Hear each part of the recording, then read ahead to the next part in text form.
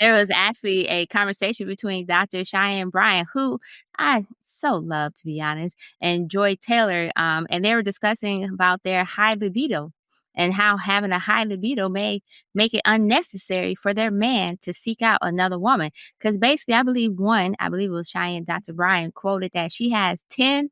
Her libido so high that it takes, if her man decides to step out, she's like 10 women in one. So there's no reason for him to step out because that's how high her libido is. So the first thing I'm curious to know, is it true? Because they pointed out their age, being in their mid 40s or early 40s to mid 40s, and how women libido tend to be higher when they're in their early 40s, mid 40s, and whatnot.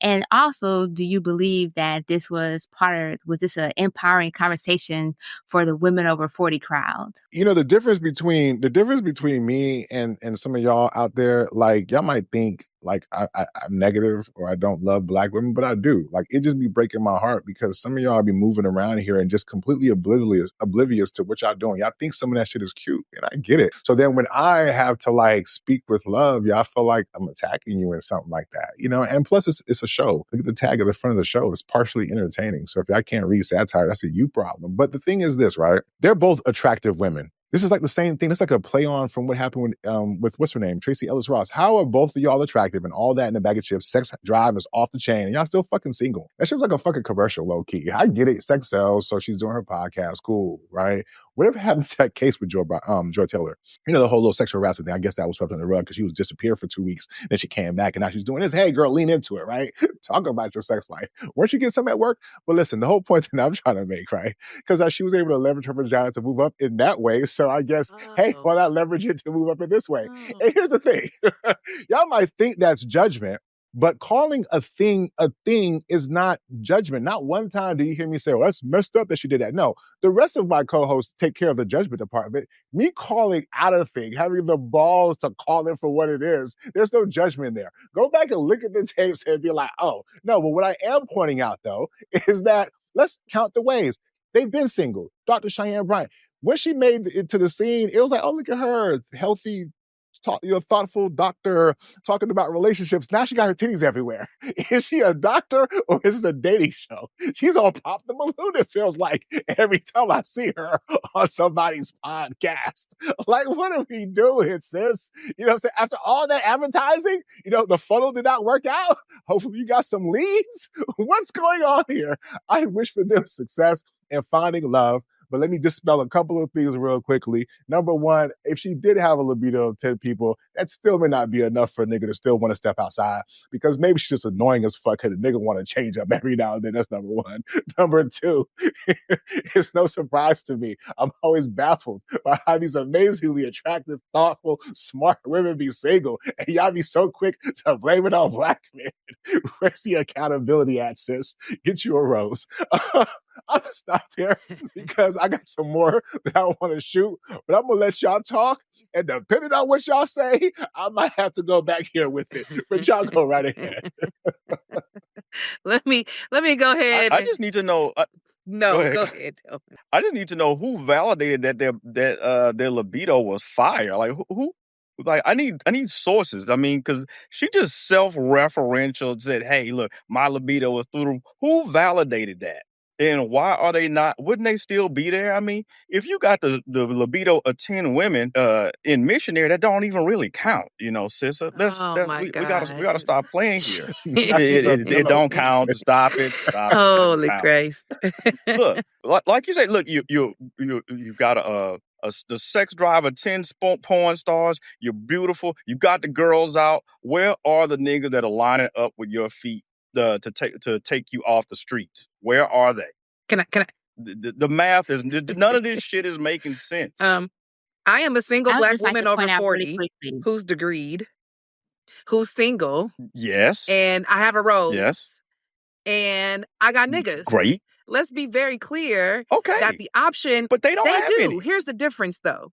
The people that are attracted to you are not always of caliber. And in my experience, I I have dated down. I'm married down because why? I'm a caring person and I love a blue collar man. But that didn't get me anywhere in my relationship because there is some intimidation factors at play when you are an educated woman who makes more than your man. When I tell men, yeah, I make this much per hour in what I do, and they're making a 300% less sometimes, right? That puts a person in a position to be single until you find someone who's capable. And so from my experience, I've dated really good men, good partners of all calibers from the bottom to the top, and things have worked. I've been accountable for some of the things I've brought into the table.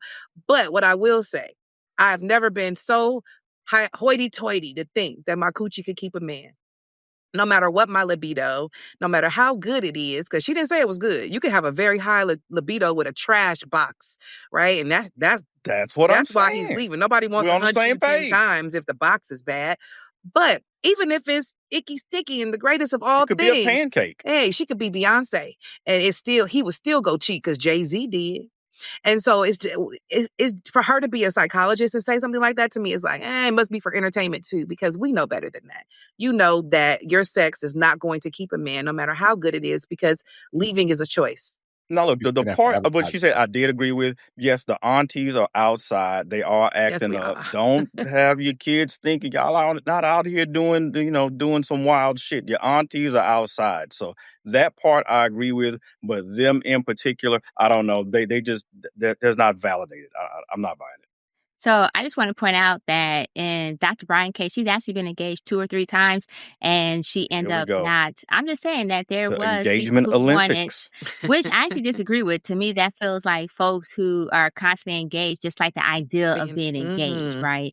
They lack the follow through of marriage itself because they just like Mm-mm. that chase. And once the chase is ended with that engagement, they probably lost interest. That's the way I She's a interpret it. runner. I'm not saying that's what happened with her, but that's the way I interpret the people who are constantly getting engaged but fail to follow through.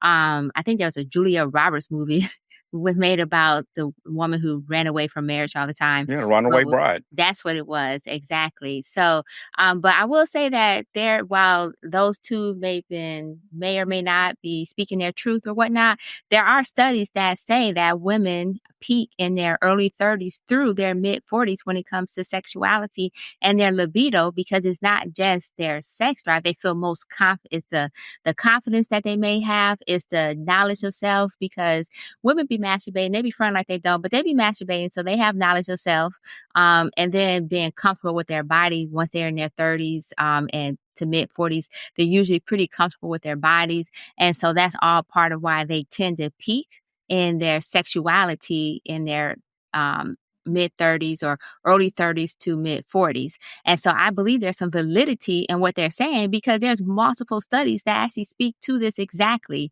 And so now, as far as the 10, I will agree with Tia that it don't matter if you can have the best bomb ass cooch. And if a guy want to step out, he going to step out, because sometimes someone told me one day that you may have filet mignon at house, but someday you want a burger. And so while you recognize you have filet mignon at the house, sometimes you just got to get greasy with it. And so Getting that greasy. could be the Nah, situation nah, nah, nah, that is nah, nah, nah. occurring when they stepping out. So I don't necessarily think that it's sex that keeps that man. I think it's actually discipline that will keep that man in that house. And that just depends on where his discipline and his mentality or thought process lies with that relationship, right? And so I just say that I kind of call a cap on what they were saying because when she said 10, I was like, get the fuck out of here. But I don't know. I'm not in her box. I'm not in her room. I'm not a fly on the wall. Well, listen, So I can't tell you, but I do know she ain't got one though. And so, or at Sheesh. least the one that she's not bringing out. So I'm just saying, but there is validity in her convo about women in their 40s having a high sex drive. That's valid. There's multiple studies that prove it.